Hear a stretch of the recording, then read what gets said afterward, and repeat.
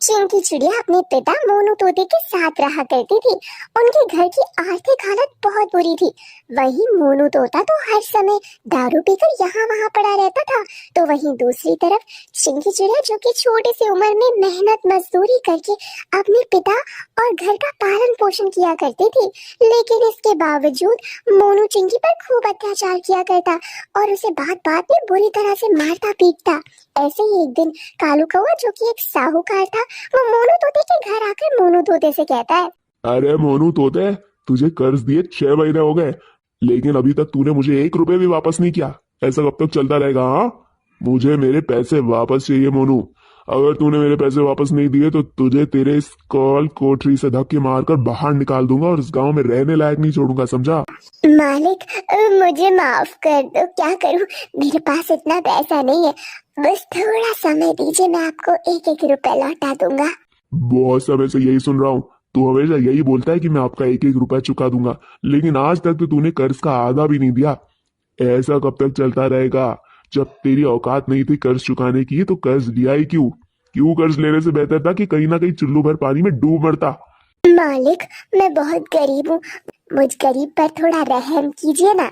मेरी छोटी सी बेटी है, जिसे इतनी कम उम्र में ही मेहनत मजदूरी करने को मिल रहा है। हमारे घर की आर्थिक हालत बहुत ज्यादा बुरी है, दाने दाने को मोहताज है हम दोनों बाप बेटी।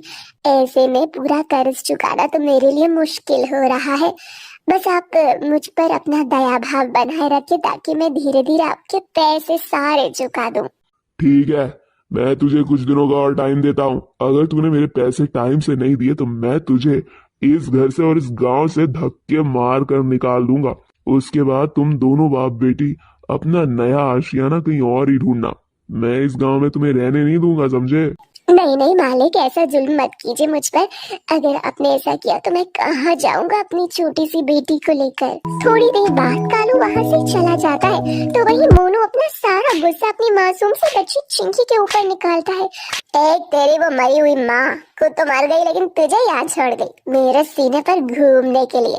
क्या फायदा तुझे पैदा करने का कि तू इतना पैसा नहीं ला सकती मेरे लिए कहीं से कि मैं अपने सर से उस कालू का कर्जा चुका पाऊँ।